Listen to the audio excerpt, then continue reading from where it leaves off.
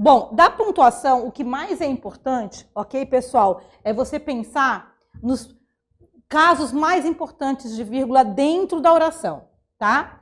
Dentro da oração, a gente tem quais casos? A gente tem, na verdade, elementos enumerados, tá? Como a União, os Estados, o Distrito Federal e os municípios, elementos enumerados, isso também serve para a sua redação, né, pessoal? Então, veja bem, a redação também, a parte de pontuação é muito importante. Então, veja, o paralelismo, né, se você colocou artigo em um, vai colocando nos demais, certo? Aqui, olha só, eu tenho a enumeração, tá? E aí, esse é um caso importante. Mas também não se esqueçam do aposto evocativo, que não é a mesma coisa, né? O aposto é um termo de valor nominal, substantivo, que explica outro termo de valor substantivo, tá? E um aposto você pode colocar entre travessões ou entre vírgulas ou até entre parênteses, tá? Certo? É para isso que servem essas pontuações. Para o quê? Para isolar aquele trecho. Aquele trecho é o quê? Um aposto, né? Um termo posto à parte? Bacana. Ou é um vocativo, tipo, eu não coloquei exemplo de vocativo aqui embaixo, desculpa. Vocês estão vendo que as estratégias são as mesmas? Dá uma olhada, a estratégia é a mesma, né? Colocar entre vírgulas ou entre travessões. Porém, né, o significado é diferente. Aqui eu estou falando com alguém, né? A democracia, meus senhores, é a menos ruim das opções. Então, nós temos aqui, meus senhores, né? Então, nós temos a conversa com o interlocutor, eu tenho um vocativo. Já aqui, são casos específicos de palavras que você interpola, você coloca no meio do caminho, tá? Geralmente são expressões de explicação, de exemplo, né? Então, por exemplo, a saber, isto é, ou seja, né? Aí você deve colocar entre vírgulas. Então, esses casos são casos típicos de vírgula, tá? E aí vocês têm, na sequência, tá? Aqui, o caso talvez mais importante em termos, depois da enumeração, né? O caso mais importante em redação e também de uso de vírgulas no geral, que é o caso do adjunto adverbial deslocado. O adjunto adverbial deslocado, o que é um adjunto adverbial? Vamos acordar? Adjunto adverbial é aquele termo da oração que dá informações de circunstâncias do verbo, tipo tempo, modo, lugar, intensidade. Então, tempo e lugar, né, um clássico, né? Então, em abril de 1886, vírgula. Por que que tem essa vírgula aqui? Porque este adjunto adverbial, na ordem direta, estaria aqui. Porque na ordem direta dos termos da oração, onde está o adjunto adverbial? Na ordem direta, as situações ocorrem da seguinte maneira. Você tem aqui, ó, sujeito-verbo, né? Ou verbo e sujeito ali, ou seja, os elementos, né, que se amalgamam ali na sintaxe da oração.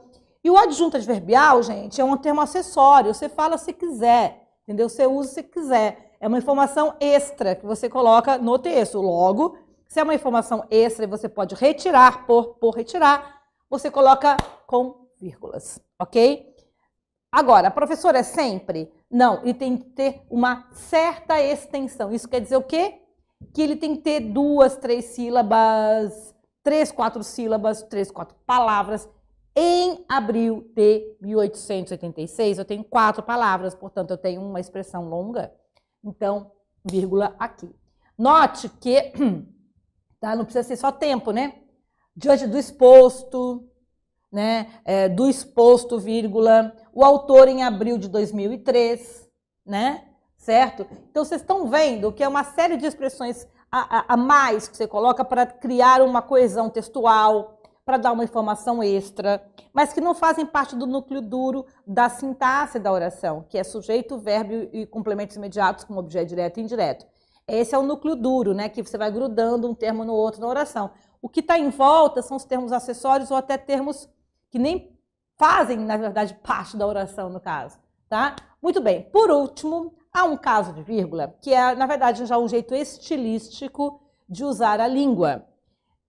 E um fenômeno que acontece aqui é a tal da elipse. O que é uma elipse?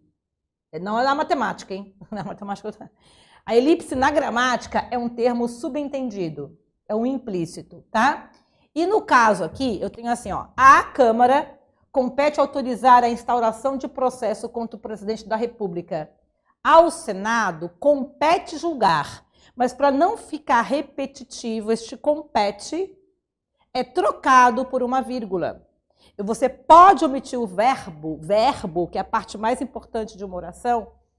Pode, desde que você o faça com carinho, né? E no caso, esse carinho foi a presença da vírgula. Ok, pessoal? Muito bem. Então, você tem aqui um caso importante, que é uma figura de linguagem. O que é uma figura de linguagem? É um mecanismo que você utiliza, tá?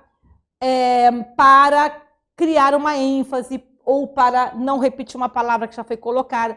É algum tipo de tratamento linguístico que você faz para que o texto fique mais harmônico, mais coesivo, mais legal, né? Então, a ausência do verbo competir é interessante, mas ela não está aí à toa, não foi só esqueci de usar. Não, você não usou porque você não quis usar, você marca pela vírgula.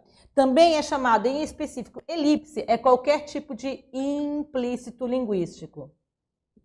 Tá? Mas este caso específico, em que é o verbo que está sendo elipsado, né? Que está sendo apagado, implícito, que já foi dito na oração anterior, chamamos de zeugma. Bonito isso, né, gente? Zeugma, né? Certo? Um nome bonito. A zeugma é um tipo de elipse. A elipse é um fenômeno amplo de qualquer língua, né, em que você tem palavras, expressões elipsadas, ou seja, implícitas. E a zeugma é quando tem uma palavra que já foi dita na oração anterior e você não a repete. E no caso do verbo, em específico, tem que ter essa vírgula, ok? Muito bem. Agora, nós vamos para os casos de vírgula no período composto, tá? Veja, aqui é o seguinte, período composto tem dois tipos de período composto, né? Então, vamos separar para organizar. Coordenadas e subordinadas, tá? A pontuação das coordenadas, tá? É uma pontuação muito mais rica, muito mais livre, digamos assim. Você tem várias opções, né? E poucas restrições. Então, veja, uma mesma frase, tá? Sou linda, porém ninguém acha isso, né? Você pode escrever de várias formas, entendeu? Ou seja, escrever não, a pontuação pode ser de várias formas, né? Então, você pode usar o pretinho básico, ou seja, a situação mais óbvia, que é colocar uma vírgula, porém, ok. Mas você pode dar uma pausa mais dramática, coisa. Ou porque as orações antes e depois são longas, ou enfim. E geralmente, realmente, quando o X e o Y, que são, né, que estão representando orações, forem muito longos, certo? A recomendação é que você respira, né, faz uma pausa, recomeça em maiúscula, bacana. Porque na coordenação você pode fazer esse corte. Você pode colocar um ponto e começar em maiúscula. Porque o que é coordenação? Coordenação é uma relação entre as orações muito mais interpretativa e não sintática, ou seja, as orações são independentes entre si. Então, você pode cortar do ponto de vista pimba, ponto, recomeça em maiúsculo. Então, também essa é uma opção possível. Até o meio termo, né? O que é o meio termo? O que é o ponto e vírgula? É um ponto com vírgula, né? Então, você fica ali no meio... É meio ponto, meio vírgula, certo? Letra minúscula sempre depois, né? Certo? Então, você tem aqui opções possíveis. No geral, as coordenadas, sempre, né, você tem a vírgula ou uma pausa antes, estão vendo? Agora, e o E? Vírgula com E. Vírgula com E. Vírgula com E sempre é um problema, uma questão, né? Como se diz em inglês, um issue, né? Um problema a ser resolvido na língua portuguesa. As pessoas têm dúvida como usar essa vírgula antes do E.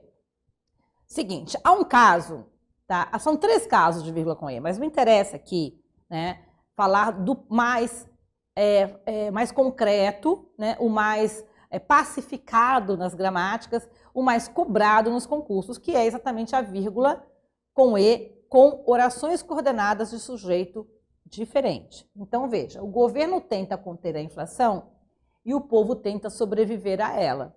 Então, vocês estão vendo que eu tenho 2 sujeitos diferentes que estão sublinhados, né? Eu tenho o governo e tenho o povo, não é isso? E o E ali no meio, estabelecendo esse vínculo.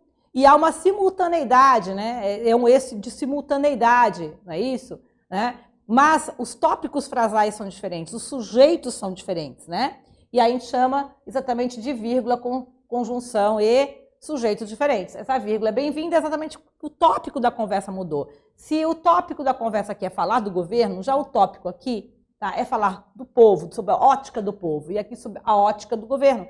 Tudo bem, o que os une é a inflação. Há uma união semântica entre as frases, mas há uma disjunção semântica, há uma separação, né? Por quê? Porque eu tenho sobre a ótica do governo e sobre a ótica do povo. Portanto, a vírgula, ela é bem-vinda e importante para você marcar essa oposição. E se continuasse a falar do governo? Por exemplo, o governo tenta conter a inflação e não conseguiu.